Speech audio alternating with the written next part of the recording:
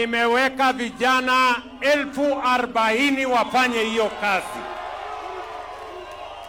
na wengine wanaanza hiyo kazi kesho asubuhi. Tunaelewana jameni?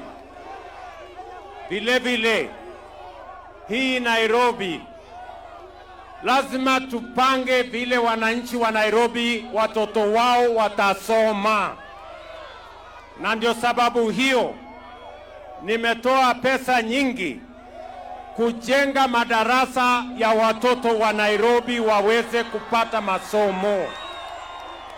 Ndio sababu nimeajiri walimu 76,000 wapya, ndio kila mtoto wa Kenya apate nafasi ya kusoma. Jameni, si ndio? Tunasema kila mtoto wa Kenya apate nafasi ya kusoma, na ndio mimi nataka niwahakikishie ile program na mpango ya compulsory affordable housing tutaipangia vizuri. Na kwa watoto wetu, mimi nataka niwaambie wazazi, ile program ya masomo ya watoto wetu, the program of universal free primary and secondary education, inaendelea katika taifa letu la Kenya. Ndio sababu tumeajiri walimu zaidi, ndio sababu tumejenga madarasa 23,000, tumeajiri walimu 76,000, tutaajiri walimu wengine, tuhakikishe ya kwamba program ya universal free primary and secondary education inasonga mbele. Mimi nasema tupange ajira ya vijana wetu. Pale kwa affordable housing tunapanga ajira ya vijana. Pale kwa ujenzi wa markets tunapanga ajira ya vijana. Pale kwa kujenga barabara tunapanga ajira ya vijana.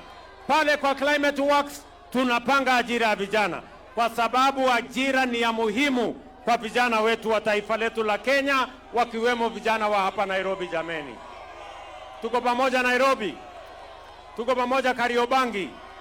Munasema tuungane, tushirikiane, tufanye kazi pamoja. Wale wanakubali tushirikiane, tuungane, tufanye kazi pamoja? Jameni, nione.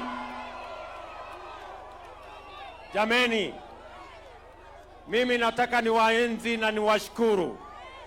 Sawa sawa, niwashukuru ya kwamba Kenya hii tutaibadilisha kwa mapenzi ya Mungu. Tubadilishe Kenya iwe ni mahali ambapo kilimo inasonga mbele, tunazalisha chakula, tunafukuza njaa, tunapanga ajira, vijana wafanye kazi, tuondoe umaskini. Tupange ya kwamba Nairobi hii itakaa kama sura ya Kenya, na Wakenya wote waungane wawe kitu kimoja, kwa sababu Waswahili wanasema umoja ni nini? Si umoja ni nguvu? Jameni, munasema umoja ni nguvu. Tuungane pamoja pamoja. Bas, mimi sitaki kusema kuzidi hapo.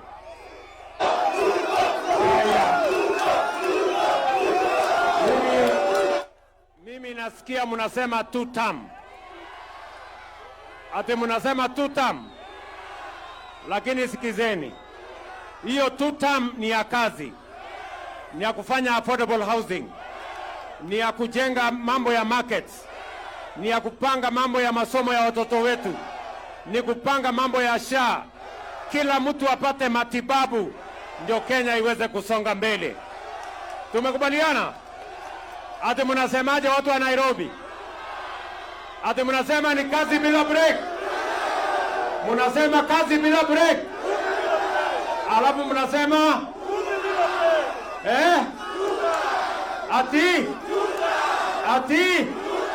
ati nyinyi ni watu wa ajabu sana. Basi hapa niko na ndugu zangu, niko pale na mama anaitwa Karen Nyamu, mpigeni makofi. niko na ndugu yangu Ronald Karauri, mbunge wetu wa kutoka kule Kasarani, mpigeni makofi. Niko hapa na bwana Oluoch ambaye mbunge wetu wa Mathare hapa jirani, mpigeni makofi.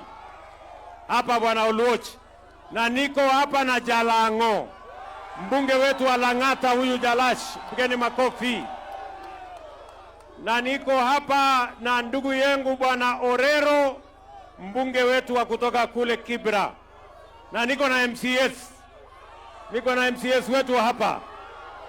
Na mimi nataka niwaeleze watu wa hapa Embakasi North, kwa sababu sasa tuko na IEBC.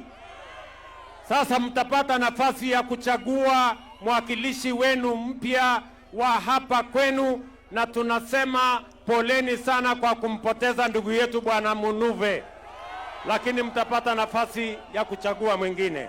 Tumekubaliana jameni? Asanteni sana, mimi nawapenda sana, nawatakia baraka ya Mungu hapo kwa tuta. Mimi niko hapo, asanteni sana, God bless you.